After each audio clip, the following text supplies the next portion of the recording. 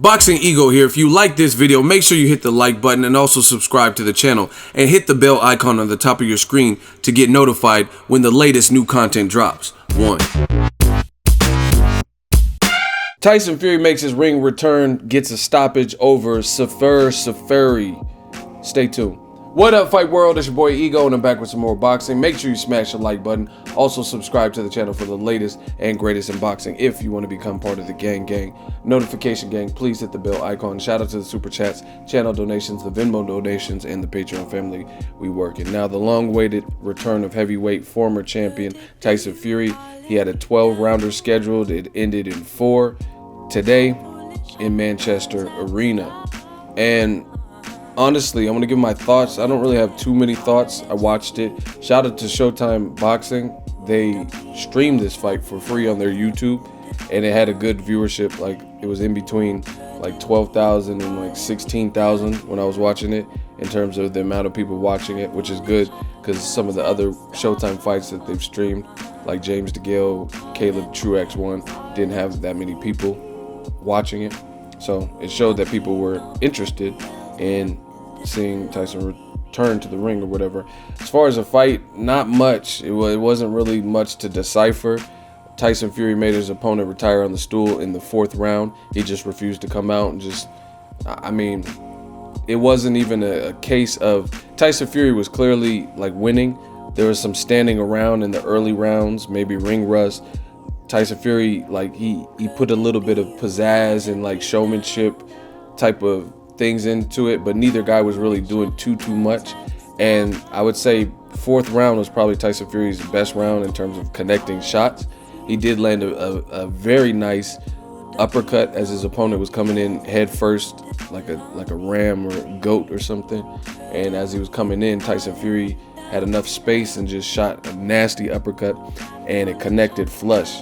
And I don't know if that's the punch that changed the fight and made him say like, hey, I'm going back to cruiserweight. But I didn't know much about Sefer Seferi, and I see why, because he didn't really provide nothing. I understand he's coming up to cruiserweight, to a heavyweight, but you look at Steve Cunningham, he did the same thing, and he dropped Tyson Fury. He was stopped too, but he definitely made it more of a fight. And I mean, this is where you sign up. It looked like the dude got a quick little paycheck, and when the going got tough, he just checked out. So I would have rather, instead of, first of all, that's why I don't trust a person with the same first name twice. What the fuck is Sefer Seferi? Like, your first and last name is the same and shit? Who does that? You know what I'm saying? I would have rather see Tyson Fury fight Safari, the one that was dating Nicki Minaj, over this dude, Sefer Seferi, or whoever he is. You know what I mean? But anyway, props to Tyson Fury. He did what he had to do, and that's just the reality of it. It's not enough for me to gauge how he would do against the elite or guys who have even been more active. So we're going to have to see that. Elite, Anthony Joshua and Deontay Wilder. They're in their primes. They have KO, elite power.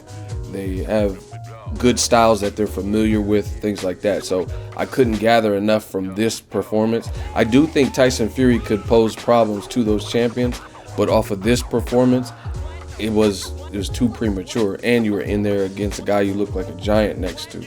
That's not going to be the case with Anthony Joshua. It's not going to be the case with Wilder, because I've seen Wilder and Fury next to each other, and Joshua's only an inch shorter than Wilder, so it's not going to look like this. You know what I'm saying? Like, and they got KO power for heavyweights, unlike this cruiserweight moving up. So I'm not mad at the fight for taking place, because Tyson Fury almost had 3 years off, 2.5, whatever it had been. So you got to get your bearings back. He had a lot of, like he says, mental health issues, struggle with depression, did coke, so, you know what I mean, abuse your body with substances and stuff like that, drugs. So, you know what I mean, I expected a light touch, but this next go round, hopefully he shook off some of the cobwebs and he shook out a little bit. So hopefully we get to see a better fight next time. I would say, I don't know, anybody. Kubrat Pulev, a guy like Cannon Britt. Yeah, I said, let's go, champ.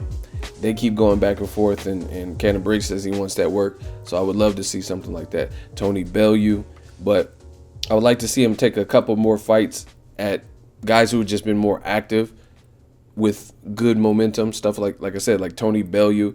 Tony Bellew, he's about 6'3", you know what I mean? So he's going to be a lot shorter than Tyson Fury as well. But Tony Bellew is a dog, you know what I'm saying? Like, I mean, you can't take nothing away from him after the David Haye fights. This Sefer Seferi dude, he just kind of came out of nowhere. He was just an opponent. And like I said, he tasted one uppercut and then he checked out. And he was just like, no, I ain't going out. And to me, it wasn't even like a type of beating where you would be like, oh, fuck, I'm out of here. I can't do nothing with this guy. I mean, I don't know how he felt internally, but from the outside looking in, it didn't look like anything was so severe where he was so outgunned and getting the shit kicked out of him. I've seen a lot worse. Guys take a lot more.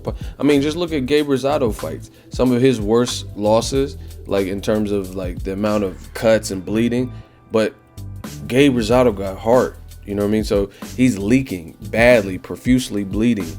And Triple G, you know what I mean, an animal, is coming at him. And he still never did this. You know what I mean? He's not just giving up in fights like this. So to me, this is not a good look for Sefer Seferi. He had an opportunity to do something different. Like I said, even Steve Cunningham, he was a cruiserweight that dropped Tyson Fury, so it can be done, especially him coming off a long layoff. But he just it didn't look like he had the tools to beat Tyson Fury. So as a result, it wasn't much of a fight. A lot of standing. It didn't even look like Seferi really wanted it. And then Tyson Fury looked, maybe it's not like he didn't want it, but he was doing more theatrics and showmanship stuff in some of those early goings, as opposed to landing like clean, efficient, like and just landing, you know what I mean, efficient shots. But he picked it up in the 4th round, and that's all he needed because he got the stoppage. Let me know your thoughts. What's next for Tyson Fury? Who do you want to see him fight next? What did you gain or gather from this fight? Drop your thoughts in the comment section. Make sure you smash the like button as always. Hate, comment, and subscribe. Till next video is Ego signing off. So if you enjoyed this video and want more content like this on the channel, you can show your appreciation by going to the PayPal donate button or the YouTube support button, and you can donate any amount that you feel is equivalent to the value of this video. Much more to come. Thank you guys for your support. Boxingego, the future of boxing.